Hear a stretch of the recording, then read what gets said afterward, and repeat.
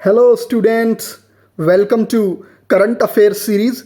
Students, in today's video lecture, we are going to cover following topics. So, let's begin. See, the first news is related to Airy silk. You can see this is Airy silkworm. Now, Airy silk, also called as Andy silk or Ahimsa silk, is a type of silk produced from the eri silkworm. ये जो आप एरी silk worm देख रहे हो ना, इससे बनता है ये Eri silk and it is mainly reared in Assam and north eastern states of India. ये जो एरी सिल्क है ना, इसके बारे में आप ये फैक्ट याद रखेंगे कि ये पूरी दुनिया में अगर कॉमर्शियली कहीं प्रोड्यूस किया जाता है ना, तो वो इंडिया के आसाम और नॉर्थ ईस्टर्न स्टेट्स में किया जा रहा है। As you can see this heading, Bodoland silk revolution. So Bodoland Assam के ही एक स्पेसिफिक एरिया को बोला जाता है ना, जहाँ पे बोडो ट्राइब रहती है, तो वो रियर करते हैं इस एरी सिल्क को। एंड आगे देखते हैं, it is a GI tagged product. GI tagged means geographical indication status है इस एरी सिल्क के पास। अब ये जो जोग्राफिकल इंडिकेशन स्टेटस है, ये क्या होता है? ये एक ना लीगल सर्टिफिकेशन होता है। किसी भी एक प्रोडक्ट को एक लीगली सर्टिफाई कर देते हो आप कि ना ये एक स्पेसिफिक जोग्राफिकल एरिया में प्रोड्यूस होता है और इसकी अपनी एक यूनिक क्वालिटी है, रेप्यूटेशन है और ऐसी कैरेक्टरिस्टिक्स हैं इसमें जो केवल एक स्पेसिफिक जोग्राफिकल एरिया में ही देखने को मिलती हैं, है ना। That's why this name geographical indication tag. तो ये एक जीआई टैग्ड प्रोडक्ट है, आप ये भी याद रखेंगे, Eri silk. And it comes from domesticated silk worms that feed mainly on castor leaves. तो ये बेसिक सा फैक्ट है कि ये ना वो जो सिल्क वॉर्म्स को पालते हैं लोग, फार्म्स पे रखते हैं बड़े बड़े, वहाँ से ये मतलब आता है और वो सिल्क वॉर्म फीड किसको करते हैं? कैस्टर लीव्स को। नाउ इसको ना अहिंसा सिल्क भी बोला जाता है। उसका एक इसके पीछे रीज़न क्या है ये भी जान लीजिए आप। इट इज़ कॉल्ड एज अहिंसा और non violent silk. C, unlike mulberry silk, the cocoons are open-ended, so the moth naturally emerges without being killed. That's why it is called as peace silk. Eri silk को piece silk इसलिए बोलते हैं कि जब silk निकलता है ना, जो रेशम होता है, तो रेशम के कीड़े होते हैं, तो उनसे जो मोथ बाहर आता है ना, उसमें से, कोकून में से, अगर आपने बायोलॉजी पढ़ी है ना तो आपको नॉलेज होगी, तो वो जब बाहर आता है ना, तो ज़्यादातर सिल्क में क्या होता है, बाहर आते टाइम उसकी डेथ हो जाती है उस मोथ की। बट इस केस में, एरी सिल्क के केस में, वो जिंदा ही बाहर निकल जाता है ना, कोकून से। सो किसी की डेथ नहीं होती। That's why it is called as eri silk. अब जो आपको मेन फैक्ट याद रखना है इस न्यूज़ में आया था, वो था इंडिया सेकंड लार्जेस्ट प्रोड्यूसर है सिल्क का पूरी दुनिया में। फर्स्ट चाइना है ना। ये पूरी न्यूज़ इसी पे थी, ये आप हेडिंग देख रहे हैं। और इंडिया के अंदर जो कर्नाटका है ना, ये हाईएस्ट प्रोड्यूसर है सिल्क का। अब देखिए, आपको यहाँ याद रखना है, जब सिल्क के प्रोडक्शन की बात होगी ना, तो कर्नाटका सबसे ज़्यादा सिल्क प्रोड्यूस कर रहा है। लेकिन जब एरी सिल्क की बात होगी, एरी सिल्क, जब आसाम सबसे ज़्यादा प्रोड्यूस करता है। सिल्क प्रोडक्शन ओवरऑल कर्नाटका में सबसे ज़्यादा है, but when it comes to eri silk, तो प्रोडक्शन सबसे ज़्यादा कहाँ पे है? आसाम में। और एरी सिल्क वॉर्म से आ रहा है, हमने ऊपर देख लिया है। ओके, तो ये सारे फैक्ट आपको याद रखने फॉर योर प्रीलिम्स एग्जाम, है ना, आप देख सकते हैं। सो एरी सिल्क वॉर्म का साइंटिफिक नेम भी है सेमिया रिसिनी, ये भी आप याद रखेंगे, है ना। ये आप सिल्क वॉर्म देख ही रहे हैं, this is Samia ricini. Now आगे देखते हैं, Eri is exclusive to India, not produced commercially elsewhere in the world.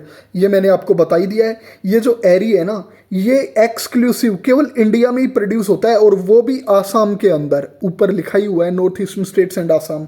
Commercially इसका कहीं पे प्रोडक्शन नहीं हो रहा है पूरी दुनिया में, तो ये यूनिक चीज़ है। तो आप ये सारे फैक्ट याद रखेंगे कि एरी सिल्क इंडिया में किस स्टेट में होता है। ओवरऑल सिल्क प्रोडक्शन में अगर रैंकिंग वाइज देखें तो कर्नाटका रैंक्स फर्स्ट, इंडिया की रैंक ग्लोबल लेवल पे सेकंड है ना। एंड आपने देख लिया, ये एक जीआई टैग्ड प्रोडक्ट है। Okay, now moving on to the next news, it is related to World Gold Council. See, ये आपका लाइव मिंट न्यूज़पेपर है, उसके अंदर ये न्यूज़ आई हुई थी that India ramps up gold reserves built.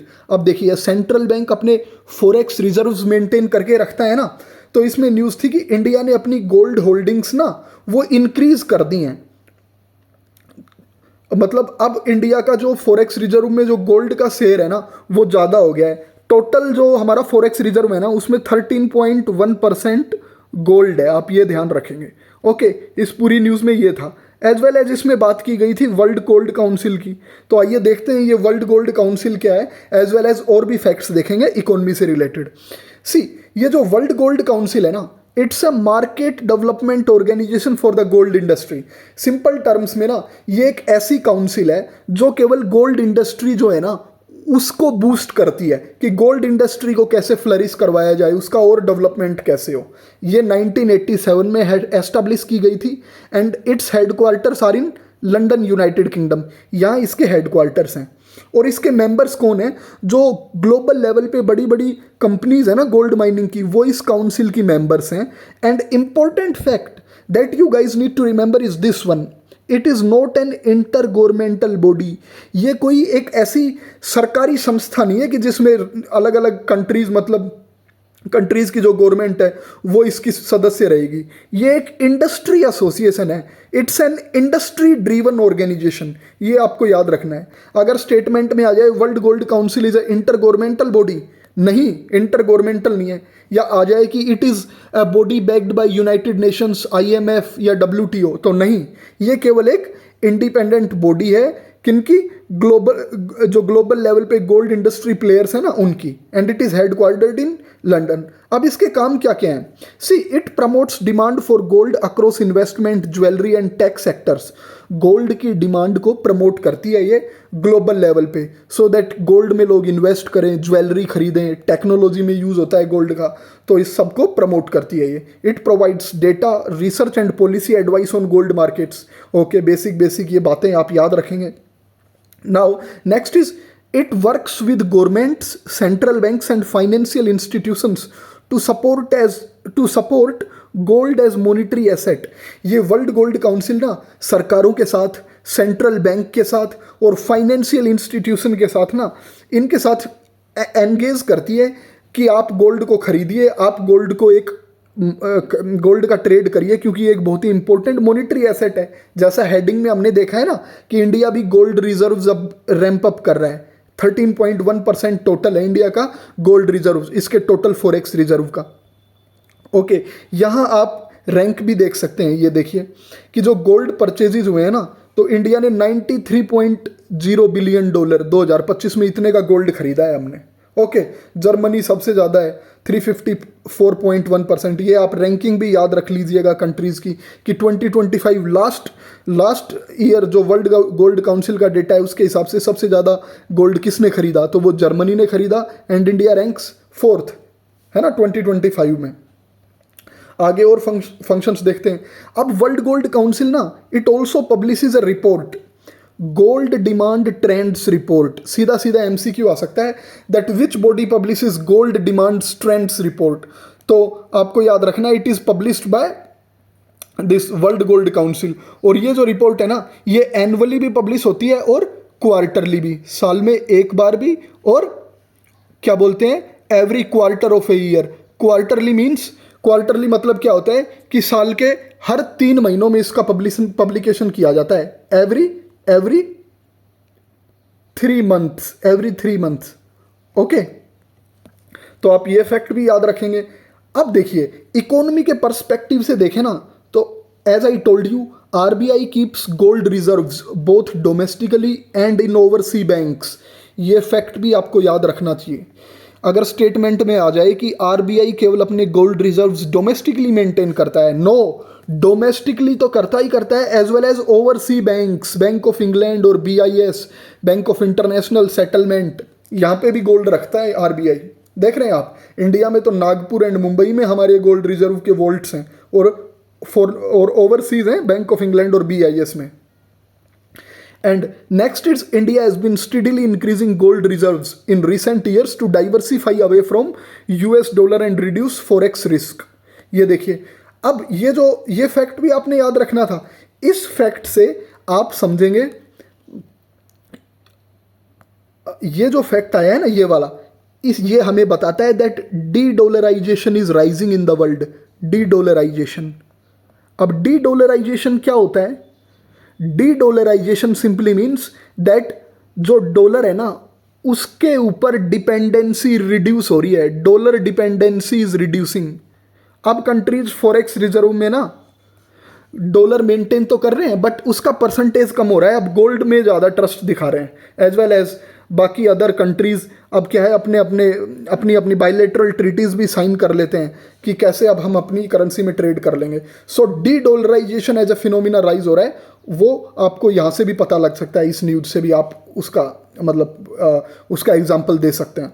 Okay, next is India is among the largest consumers of gold, we all know, but in terms of official central bank reserve it stands fifth worldwide. Okay, दुनिया के जितने भी central banks हैं ना उनमें से हमारा RBI fifth rank पे आता है जब हमारे फॉरेक्स रिजर्व्स के अंदर गोल्ड एसेट्स की बात की जाए। तो हमसे आगे 4 कंट्रीज भी हैं और इंडिया फिफ्थ रैंक पे है गोल्ड मेंटेन करने में अपने फॉरेक्स रिजर्व में। आपको कमेंट्स में बताना है कि वो कौन से 4 कंट्रीज हैं जो इंडिया से आगे हैं। फर्स्ट मैं बता देता हूँ, फर्स्ट यूएसए है जिसके पास बहुत गोल्ड रिजर्व्स है ना। आप बताइए सेकंड, थर्ड, फोर्थ कौन से हैं? Fifth is India. So with this fact this news comes to an end. ठीक है, आप ये सारे फैक्ट याद रखेंगे। Now moving on to the next news that is related to that pertains to environmental domain. Himalayan brown bear को लेके ये न्यूज़ है, ये डाउन टू अर्थ पे आर्टिकल था। तो आपको देखिए हिमालयन ब्राउन बियर को लेके कुछ न्यूज़ कुछ फैक्ट्स ध्यान रखने। फर्स्ट इज इसका IUCN स्टेटस एंडेंजर्ड है। Endangered, it is found in India as well as brown bear ना ग्लोबली भी मिलता है। बट जो आपको ध्यान रखना है ना वो है कि इंडिया के अंदर तो इसका स्टेटस एंडेंजर्ड है, वेयर एज ग्लोबल लेवल पे इसका जो स्टेटस है ना वो लीस्ट कंसर्न है। इंडिया के अंदर एंडेंजर्ड है, ग्लोबल लेवल पे लीस्ट कंसर्न है। ओके, जानते हैं दैट एंडेंजर्ड होने में और लीस्ट कंसर्न होने में क्या अंतर है? सी, एंडेंजर्ड स्टेटस है ब्राउन बियर का इंडिया के अंदर, तो ये बताता है कि इंडिया के अंदर it is on the verge of extinction, और इसकी जो पॉपुलेशन है वो मोर देन 50% से ज़्यादा एक्सटिंक्ट हो चुकी है ब्राउन बियर की। ग्लोबल लेवल पे इसका IUCN स्टेटस है लीस्ट कंसर्न, जिसका मतलब है that it doesn't faces immediate risk of extinction. अभी ग्लोबल लेवल पे ये लुप्त होने की कगार पे नहीं है, बट इंडिया में एंडेंजर्ड है तो ये लुप्त हो सकता है। सो आप ध्यान रखेंगे कि स्टेटमेंट आ जाए that on global level Himalayan brown bear is listed as endangered, तो वो गलत होगा। ग्लोबल लेवल पे लीस्ट कंसर्न है, इंडिया के अंदर एंडेंजर्ड है। साइट्स का जो अपेंडिक्स है उसके अंदर इसका साइट्स की जो जिसमें साइट्स की जो लिस्ट मेंटेन की जाती है ना, इन उस लिस्ट में ये अपेंडिक्स 1 में है, मतलब पॉपुलेशन के हिसाब से ही है ना। ये साइट्स जो है ना convention of international trade in endangered species, तो उसके अपेंडिक्स 1 में है ये, यानी बहुत ही सीरियस प्रोटेक्शन दिया जाता है इसको। और इंडिया का जो वाइल्ड लाइफ प्रोटेक्शन एक्ट 72 है उसके भी शेड्यूल 1 में है ये, यानी वहाँ पे भी इसको हाईएस्ट प्रोटेक्शन दिया जा रहा है। ओके, तो स्टेटमेंट में आ जाएगा कि brown bear is in schedule 2।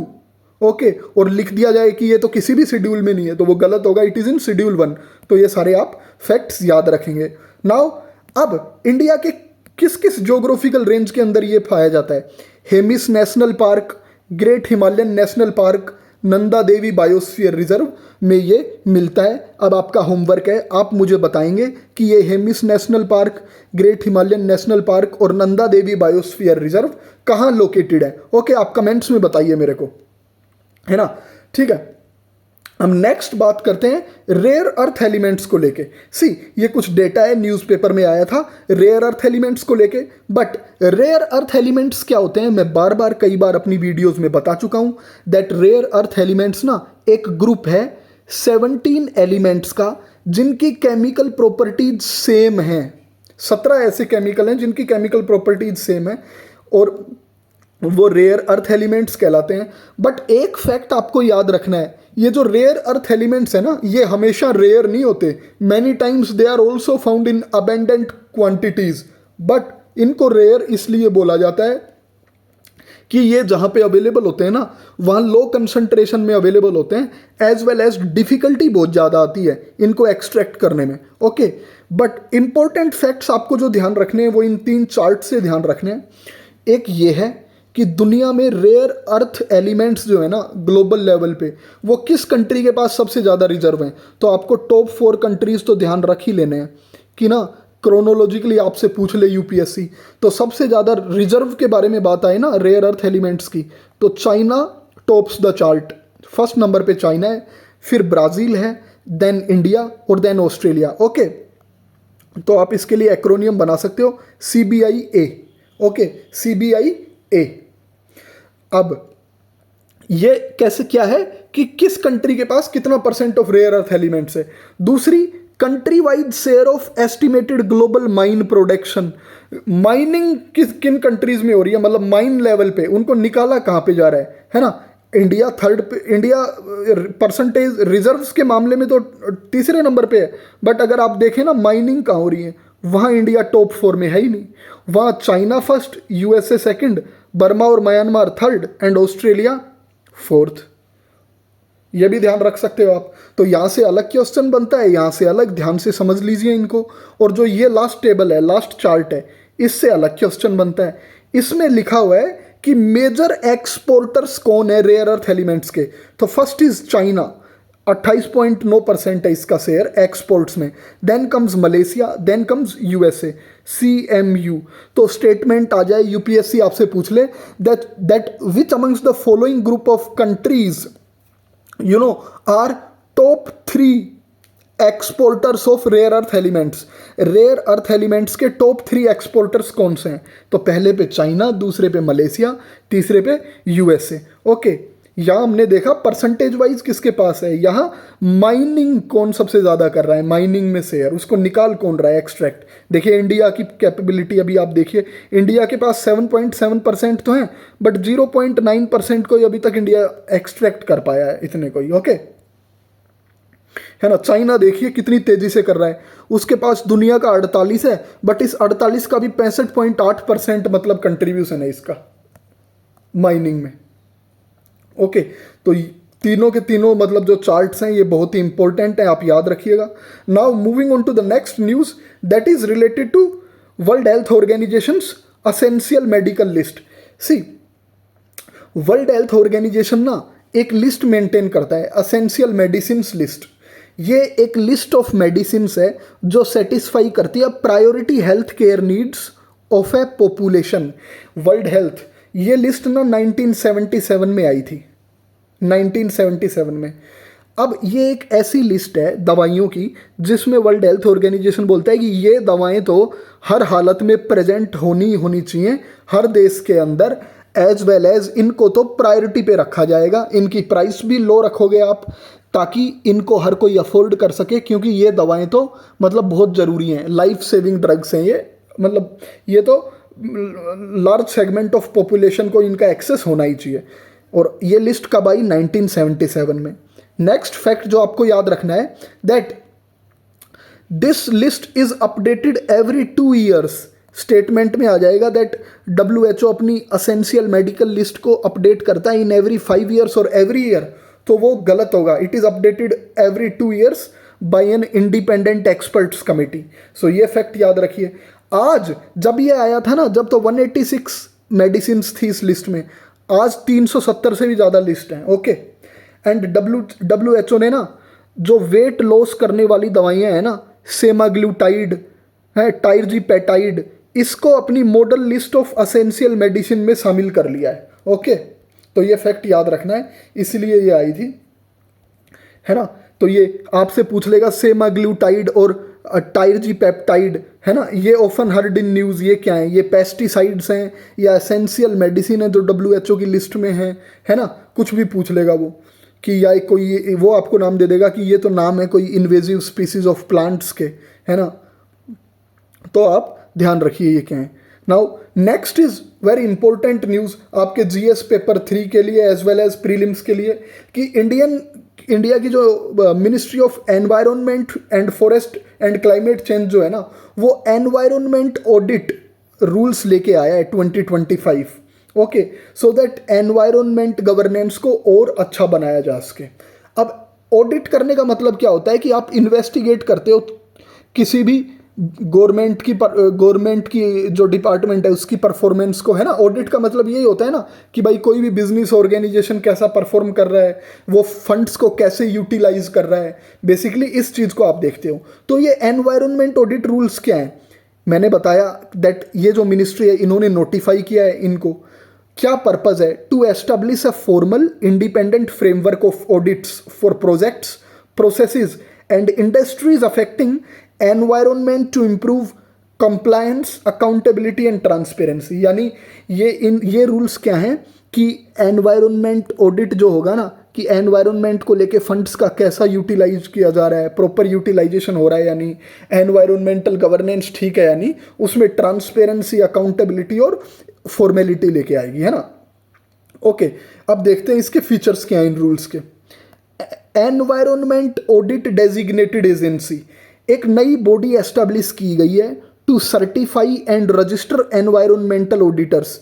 जैसे अब बड़ी बड़ी फिर्म्स जो एनवायरनमेंटल रिलेटेड ऑडिट्स करेंगी ना, उनको सर्टिफिकेट और रजिस्टर करवाना होगा अपने आप को EADA से। अब देखिए स्टेटमेंट में आ सकता है that environment audit designated agency is established by this act. तो आप क्या याद रखेंगे कि ये तो एनवायरनमेंट ऑडिट रूल्स आए हैं ना, उनके तहत एस्टेब्लिश किया गया है। ये बॉडी क्या करेगी, एक रजिस्टर मेंटेन करेगी, एज वेल एज जो ऑडिटर्स है ना उनकी परफॉर्मेंस कैसी है उसको मॉनिटर करेगी, कैपेसिटी बिल्डिंग और डिसिप्लिनरी एक्शंस लेगी कि वो सही से अपना काम कर पा रहे हैं या नहीं, so that India can have a robust network of environment governance. Next is registered environment auditors. हर चीज़ को फॉर्मल किया जा रहा है, उन्हीं ऑडिटर्स को अलाउ किया गया है कि वो ही ऑडिट कंडक्ट करेंगे जिन्हें 5 साल हो गया है रजिस्टर किए हुए, और रिन्यू भी करवा सकते हैं वो। ओके, जो पहले से 5 साल से रजिस्टर्ड है ना, उनको सर्टिफिकेट देगी ये कि आप इतना एक्सपीरियंस तो आपके पास होना ही होना चाहिए। सर्टिफिकेशन मान लीजिए आपको भी चाहिए, आपकी भी कोई कंपनी है जो एनवायरनमेंट ऑडिट करना चाहती है, तो कैसे सर्टिफिकेट लेंगे, इसके 2 तरीके हैं, recognition of prior learning for experienced professional और pass national certification examination for new entrants. देखिए अगर आप पहले से ही आप एक एक्सपीरियंस्ड प्रोफेशनल हैं तो उसको भी रिकॉग्नाइज किया गया है कि भाई ये एक ऐसी फिर्म है या ये ऐसे ऐसे लोग हैं जिन्होंने तो मतलब बहुत सालों का 20-30 सालों का एक्सपीरियंस है एनवायरनमेंट ऑडिट करने का, तो आपको तो दे देगी वो आपके एक्सपीरियंस के बेसिस पे। अगर कोई नया है तो उसको पास करना पड़ेगा NCE, नेशनल सर्टिफिकेशन एग्जामिनेशन, जब आपको ऑडिट करना अलाउड किया जाएगा एनवायरनमेंट ऑडिट डेजिग्नेशन एजेंसी द्वारा। ओके, नेक्स्ट इज पावर्स और रिस्पॉन्सिबिलिटीज।